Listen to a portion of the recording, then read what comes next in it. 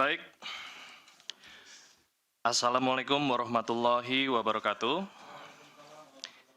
Yang kami hormati Bapak Nurul Gufron selaku Wakil Ketua Komisi Pemberantasan Korupsi, Bapak Asep Guntur Rahayu selaku Direktur Penyidikan KPK, rekan-rekan jurnalis yang saya hormati, hari ini Komisi Pemberantasan Korupsi akan menyampaikan rilis atau konferensi pers seputar kegiatan tangkap tangan, dugaan tindak pidana korupsi, penerimaan hadiah atau janji oleh penyelenggara negara atau yang mewakilinya di Provinsi Kalimantan Selatan tahun 2024 sampai dengan tahun 2025. Untuk rilis lebih lengkapnya akan disampaikan oleh Bapak Nurul Gufron. Waktu dan tempat kami persilakan, Pak.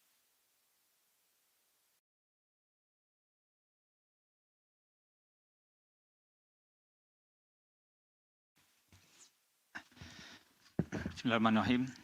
Assalamualaikum warahmatullahi wabarakatuh. Selamat sore, salam sejahtera untuk kita semua. Om Swastiastu, Namo Buddhaya, salam kebajikan, salam.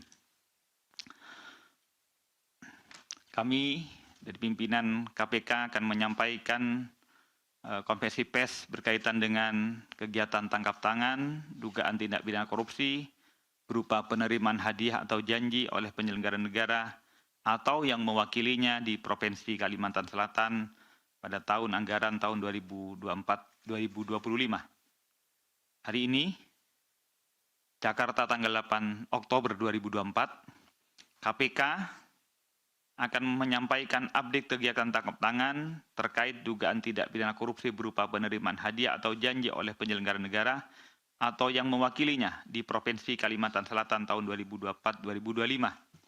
Yang perlu teman-teman juga kami sampaikan alasannya kenapa kok baru hari ini, Pak, padahal tangkap tangannya sejak hari Ahad, hari Minggu tanggal 6, karena prosesnya pembawaan baik tersangka, saksi, pihak-pihak yang kami amankan maupun alat buktinya itu melalui proses yang tidak bisa dalam satu penerbangan yang sama, sehingga baru terkumpulnya sampai tadi malam. Oleh karena itu kemudian kami baru kompes pada hari ini. Tetapi pimpinan KPK bersama jajaran penindakan telah melakukan ekspos pada hari Ahad sekitar jam 10 malam. Ya. Maka jadi dibawa ke sini sudah dalam proses selesai diekspos di pimpinan KPK. Kami lanjutkan.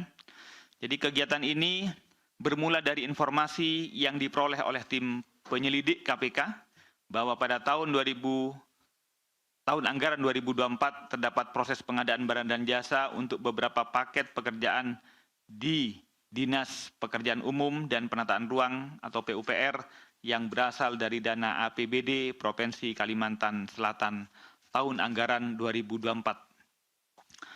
Bahwa terdapat beberapa paket pekerjaan tersebut, Dinas PUPR, dalam hal ini Kepala Dinasnya yaitu Saudara SOL, melalui Kabid Cipta Karya Saudara YUL, melakukan plotting penyediaan sejumlah paket pekerjaan sebelum proses pengadaan dilakukan melalui e-katalog. Dari hasil penyelidikan diketahui salah satu penyedia yang diplotting sebagai pelaksana ataupun pemenangnya untuk melaksanakan proyek tersebut adalah Saudara YUD bersama AND, yaitu untuk beberapa pekerjaan. Pertama, A. Pembangunan lapangan sepak bola di kawasan olahraga terintegrasi Provinsi Kalimantan Selatan dengan penyedia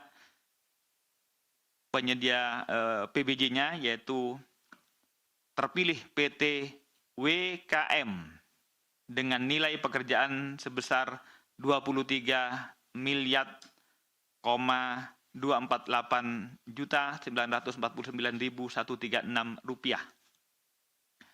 Kedua, pembangunan kantor atau gedung Samsat Terpadu dengan penyedia terpilih yaitu PT HIU dengan nilai pekerjaan sebesar 22.268.020.250 rupiah. C. Pembangunan kolam renang di kawasan olahraga terintegrasi Provinsi Kalimantan Selatan dengan penyedia terpilih yaitu CV BBB dengan nilai pekerjaan sebesar 9.178.205.930 rupiah. Diduga pengadaan 3 pembangunan tersebut dilakukan atau diduga ada rekayasa yang digunakan ataupun direkayasa untuk memenangkan saudara YUD bersama AND agar terpilih menjadi penyedia paket pekerjaan tersebut. Apa yang kemudian kami temukan yaitu upaya-upaya pemenangan itu dengan cara pertama, pembocoran HPS, artinya HPS-nya disampaikan, dan kualifikasi perusahaan yang disyaratkan pada lelang. Jadi HPS-nya dibocorkan dan kemudian juga tentang prasyarat kualifikasi perusahaan yang akan dinaikkan lelang itu direkayasa. Kedua, rekayasa proses pemilihan e-katalog agar hanya perusahaan YUD bersama AND yang dapat melakukan penawaran. Ketiga, konsultan perencana terafiliasi dengan saudara YUD. Keempat, pelaksanaan pekerjaan sudah dikerjakan lebih dahulu sebelum kontrak ditandatangani. Bahwa atas terpilihnya saudara YUD bersama AND sebagai penyedia pekerjaan di Dinas PUPR Provinsi Kalimantan itu didasari atas sebuah komitmen fee sebesar 2,5 untuk PPK dan 5% untuk gubernur.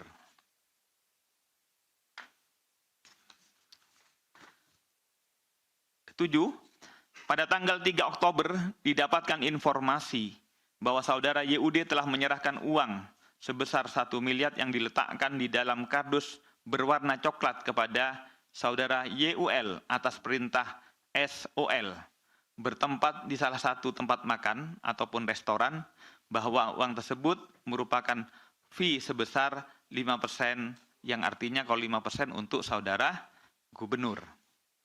Kemudian atas perintah SOL, saudara YUL bersama MHD, yaitu supir YUL, mengantarkan uang tersebut ke kantor Dinas PUPR Provinsi Kalimantan Selatan dan menyerahkan uang tersebut kepada BYG, saudara supir dari SOL. Setelah itu atas perintah AMD, uang tersebut oleh BYG disampaikan kepada AMD yang merupakan salah satu pihak penampung uang ataupun fee yang diperuntukkan kepada saudara gubernur. 9. Bahwa pada tanggal 4 Oktober, tim penyelidik KPK mulai mengamankan para pihak terkait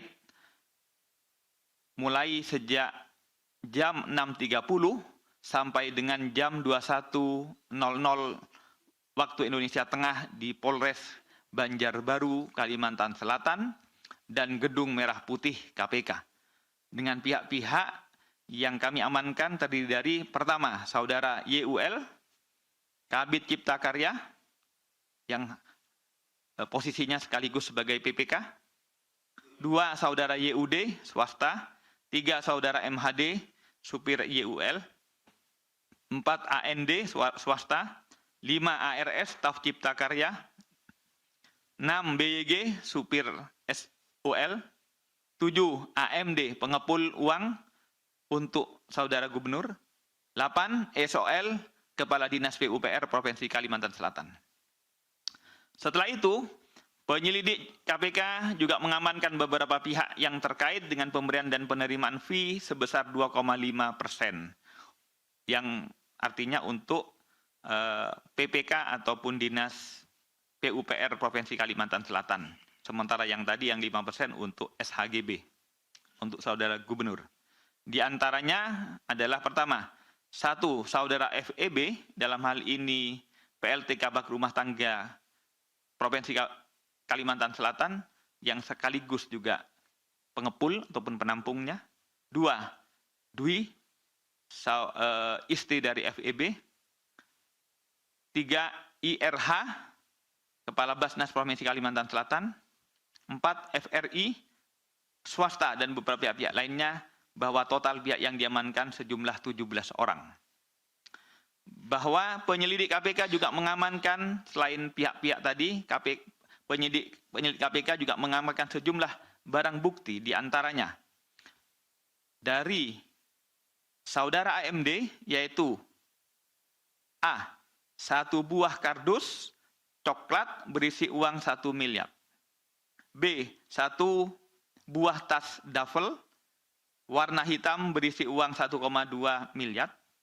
C. 1 buah tas ransel warna hitam berisikan uang 1 miliar. D. 1 buah kardus kuning dengan foto wajah paman berisikan uang 800 juta. E.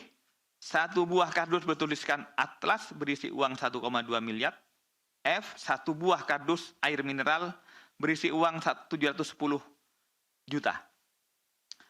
Dari saudara YUL, diamankan A.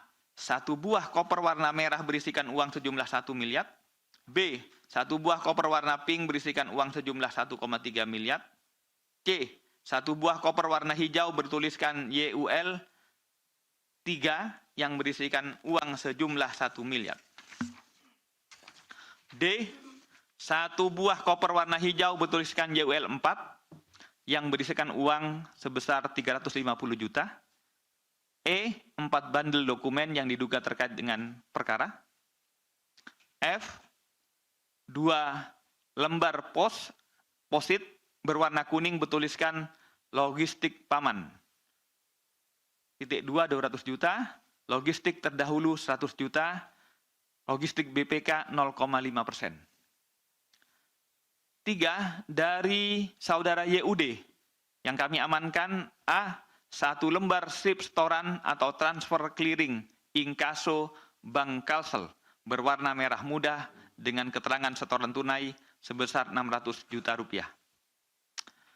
Keempat, dari saudara FEB kami amankan di antaranya A. 1 buah koper warna pink berisikan uang 1 miliar rupiah. B. 1 buah koper warna merah berisikan uang 1 miliar rupiah. C. 1 buah koper warna abu-abu berisikan uang 1 miliar rupiah. D.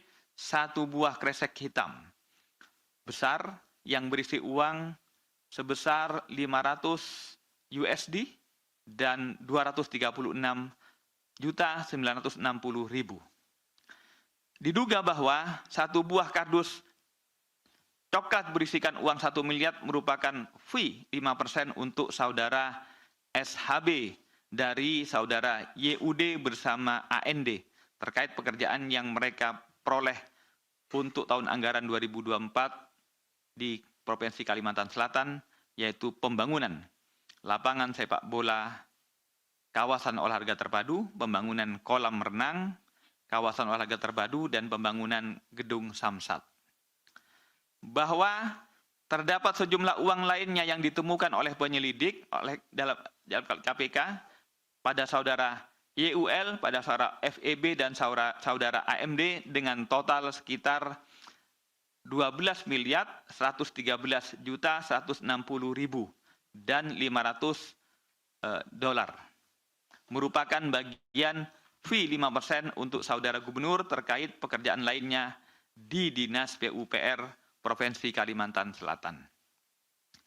Bahwa pada tanggal 4 Oktober 2024 sekitar pukul 21 telah dilakukan ekspos di KPK maupun juga dilakukan secara Zoom karena ada beberapa pihak, misalnya Pak Nawawi ada di daerah, karena itu kemudian dilakukan secara Zoom, dan karenanya kemudian disepakati atas peristiwa tersebut telah ditemukan bukti permulaan yang cukup terkait dugaan tindak pidana korupsi berupa penerimaan hadiah atau janji oleh penyelenggara negara atau yang mewakilinya di Provinsi Kalimantan Selatan tahun 2024-2025, dan sepakat bahwa perkara ini untuk dinaikkan ke tahap penyidikan terhadap pertama, saudara SHB, 2 saudara SOL, 3 saudara YUL, 4 saudara AMD, 5 saudara FEB. Diduga 5 pihak tersebut melanggar pasal 12 huruf A kecil dan A dan B kecil, pasal 11, pasal 12B besar Undang-Undang 3199 Yungto 20/2001 tentang pemberantasan tindak pidana korupsi, Yungto pasal 55 ayat 1 ke 1 KUHP.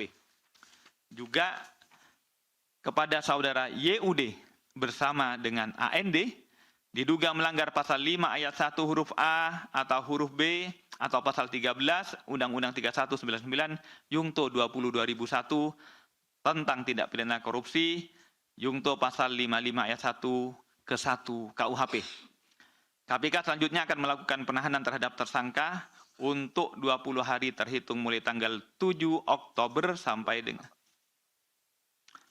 dengan tanggal 26 Oktober terhadap 4 tersangka SOL, YUL, AMD, FEB di rumah tahanan negara cabang rutan dari rutan kelas 1 Jakarta Timur di gedung KPK K4 di sini di belakang, sedangkan saudara YUD dan AND ditahan di rumah tahanan cabang rutan kelas 1 Jakarta Timur di gedung KPK C1. Sampai dengan saat ini penyidik KPK masih terus juga mencari dan mengamankan pihak-pihak lainnya yang bertanggung jawab yang belum dibawa oleh KPK pada hari ini. Terakhir, sekali lagi, KPK menyesalkan dan turut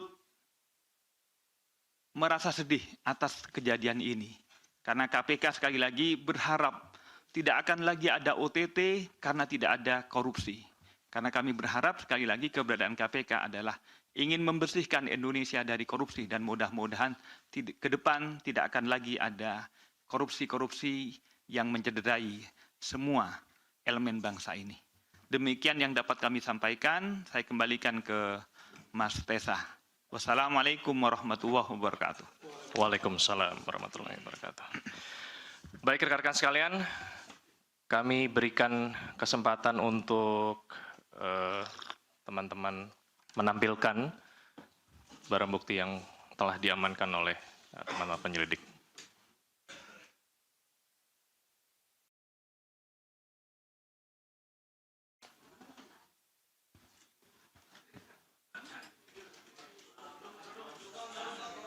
Tenang ya, tenang ya.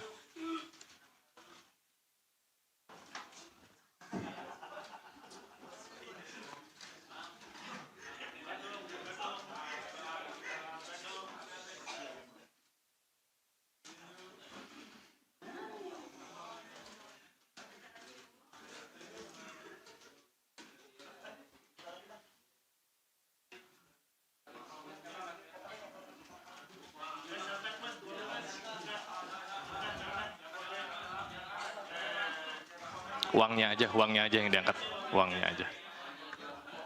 Ambil 2 gepok kita. Oke.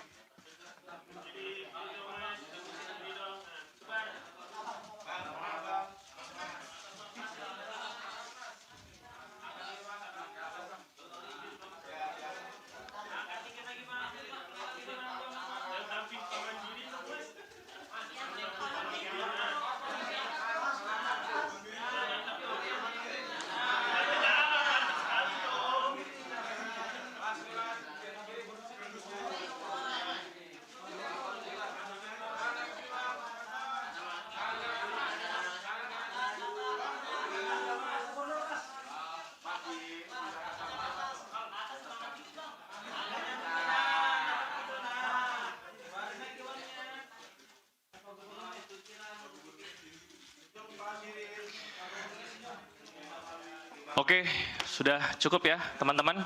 Oke, kita atur lagi, kita persilakan penyelidik untuk bisa menunggu di luar. Silakan.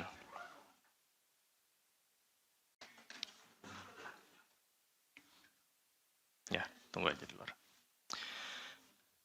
Baik rekan-rekan sekalian, sekarang dibuka sesi tanya jawab seputar perkara yang telah dilakukan kegiatan tangkap tangan. Jadi hanya seputar perkara yang dilakukan tangkap tangan. Silakan. Mas Chandra. Iya. Mau nanya soal gubernurnya kenapa belum ditangkap? Apakah dia kabur?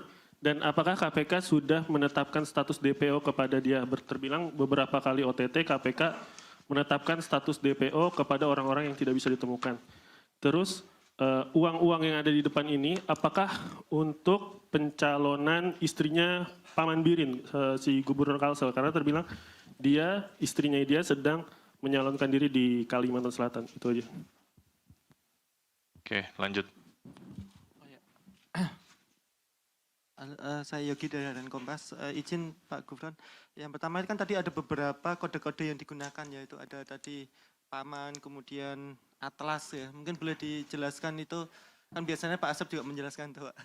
Nah, kode-kode yang dipakai itu maknanya apa. Kemudian tadi sama soal Sabirin Nur itu kan juga kalau nggak salah dulu di Kalsel juga pernah ya waktu itu Pak, yang truk ya kalau nggak salah, dan lolos. Apakah itu ada kaitannya juga?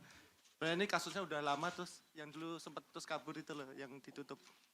Apakah ini kasus yang dia sebenarnya sudah lama diincar oleh KPK juga gitu. Kemudian tadi juga Pak Gufron menyebutkan ada rekayasa proses dalam lelang e-katalog ya. Nah, ini kan KPK sudah beberapa kali mengintervensi di dalam pencegahan ya, terutama di Stranas itu kan. Nah, ini kok masih bisa bobol gitu loh. Nah, mungkin apakah KPK belum masuk ke sana lebih dalam lagi, atau nanti bagaimana ke depannya gitu supaya tidak diakalin terus gitu. Terima kasih. Oke, lanjut. Masih ada? Untuk perkara ini? Cukup? Oke, Mas Rian.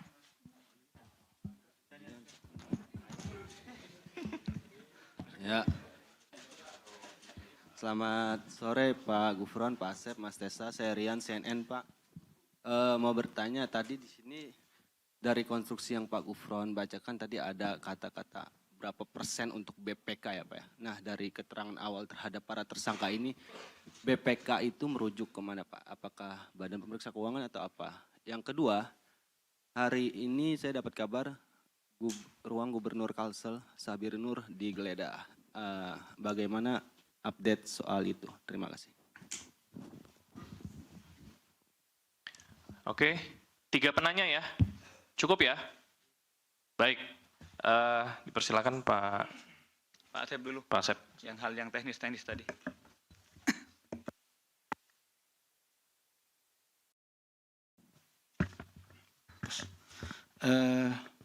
Bismillahirrahmanirrahim. Assalamualaikum warahmatullahi wabarakatuh. Selamat sore dan salam sejahtera bagi kita sekalian. Yang terhormat pimpinan Pak Nurul Gufron, Mas Tessa, dan rekan-rekan sekalian yang berbahagia. Saya yang teknis-teknis ini. Baik dari yang paling teknis, ada kode-kode gitu ya. Tadi yang Mas Yogi tanyakan kode-kode ya. Seperti biasanya merujuk kepada sini Paman gitu ya. Paman yaitu juga sedang kita dalami karena di sini ada Paman itu apakah merujuk kepada Pak Gubernur, Pak Paman Birin, atau kepada siapa sebetulnya. Ini sedang kita dalami, tapi yang jelas kodenya adalah Paman. Kemudian Atlas juga, kalau Atlas itu sejauh ini kami juga belum, ini sedang mencari seperti apa, apakah itu merujuk kepada seseorang juga atau merujuk kepada apa, karena tidak dijelaskan Atlas siapa gitu atau siapa. Nanti tunggu saja, karena ini tentunya bagian yang akan kita dalami ya. Kemudian katalog nanti, kemudian ada ruangan. Ini untuk Mas Rian terkait dengan penggeledahan itu adalah merupakan SOP ya. Jadi setelah naik sidik, kemudian OTT dilakukan tentunya penggeledahan dan lain-lainnya, termasuk ruangan gubernur, kemudian juga ada beberapa tempat ya. Tapi untuk hasilnya belum bisa kami sampaikan kepada Mas Rian pada sore hari ini. Nanti kita akan update ya. Kemudian terkait dengan masalah belum ditangkap Mas Chandra ya. Chandra, jadi kita sampaikan bahwa proses operasi tangkap tangannya itu kita kan mengikuti jalannya uang nih. Jalannya uang dari awal ya, Mas Chandra. Jadi ada informasi terkait masalah akan penyerahan, ada penyerahan uang gitu kan ya. Kemudian teman-teman penyelidikan mengikuti penyelidikan uang. Nah, ini bergerak dari si pemberi, yaitu saudara Yud dan saudara AND. Nah, bergerak, kemudian dari sana uang bergerak kepada saudara Yul, kemudian bergerak ke saudara BUY, dan bergerak terakhir kepada saudara AHM ya. Jadi uang yang itu bergerak, saya ulangi ya, dari pemberi, dari Yud, Andi, kemudian ke Yul, kemudian ke saudara BUY, ini sopir ya, kemudian ke saudara AHMD ya, ke sana. Nah terakhir yang 1 miliar itu kita atau teman-teman penyelidikan dan penyidikan yang melakukan OTT itu kita peroleh di sana. Gitu ya. Sebagaimana konsep tertangkap tangan, salah satunya adalah ketika ditemukannya barang bukti berada pada orang tersebut. Jadi setelah kita identifikasi dari siapa orang tersebut, itu yang kita sentuh terlebih dahulu. Kita ambil terhadap dahulu. Jadi termasuk tadi yang 17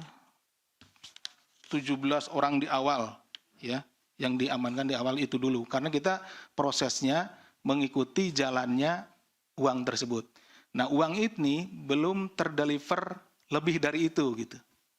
Jadi berhenti pada saudara AHMD ini. Nah, itu. Nah, kemudian dalam perkembangannya, dalam ekspos dan lain-lain, nah dalam pemeriksaan terhadap orang-orang yang diamankan, nah ditemukanlah adanya kaitan-kaitan terhadap beberapa pihak. Sehingga tadi yang ditetapkan sebagai tersangka itu tidak hanya 6 orang yang ada di sini. Gitu. Jadi bisa dipahami, Mas Chandra? Oke. Gitu. Kemudian sudah, maksudnya itu cuman ini yang dibawa itu karena memang aliran uangnya, perjalanan uangnya baru nyampe di sana gitu. Nah, misalkan ini Om ya, uangnya misalkan untuk bapaknya, tapi saya baru ngasihnya sampai ke Om. Nah, kita petugas itu baru tahunya sampai ke Om. Jadi kita berdua diamankan, baru ditanya, baru itu kenapa belum sampai ke, tadi kan ditanya sama Mas Chandra, kenapa belum diambil, kenapa belum, nah karena baru konsep tertangkap tangan itu baru sampai pada Om. Tapi di dalam ekspos pimpinan yang tadi disampaikan oleh Pak Gufron itu malam itu ya sekitar jam 10-an itu sudah ditemukan keterangan-keterangan yang menyambungkan ke pihak-pihak lain, sehingga pihak lain yang dijadikan juga tersangka. Oke, bisa dipahami? Oke. Yang lain-lainnya mungkin bisa dijelaskan Bapak. Silakan Bapak.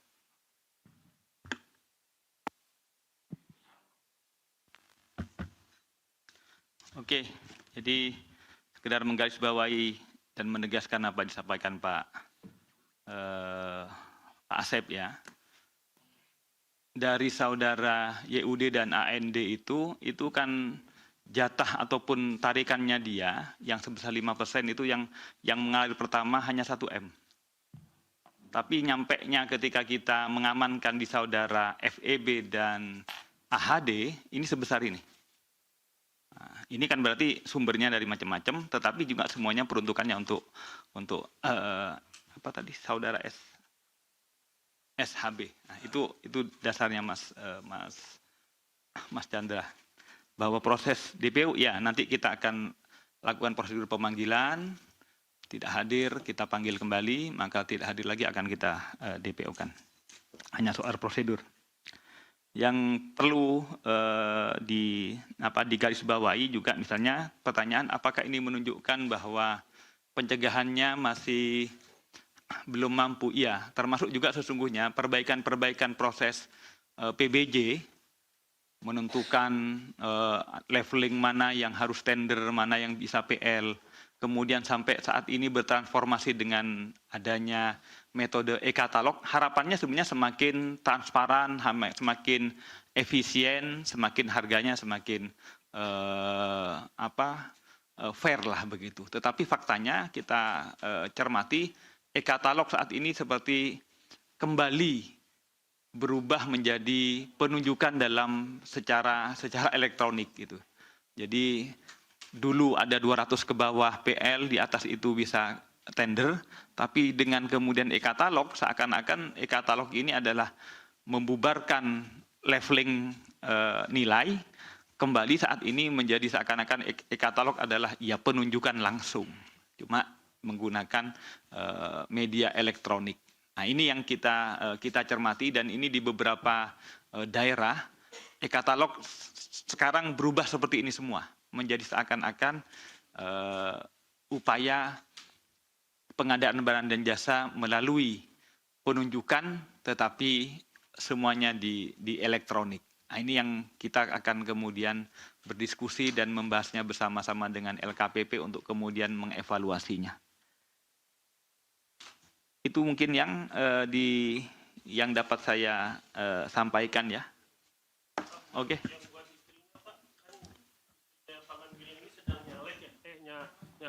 Ya, jadi kita tidak belum mencapai apakah uangnya untuk siapa, untuk kepentingan apa, belum. Kami ini yang penting adalah penyelenggara negara menerima uang yang dalam kerangka untuk memenangkan PBJ. Nah, bahwa tujuannya untuk siapa-siapa, sekali lagi KPK tidak sampai di sana, itu bukan wilayah hukum bagi KPK. Baik. Terima kasih rekan-rekan sekalian. Kita berikan kesempatan untuk Pak Nurul Gufron meninggalkan tempat, dan untuk tersangka bisa lanjut ke kegiatan pemeriksaan. Terima kasih banyak, Pak. Jelajahi cara baru mendapatkan informasi. Download Metro TV Extend sekarang.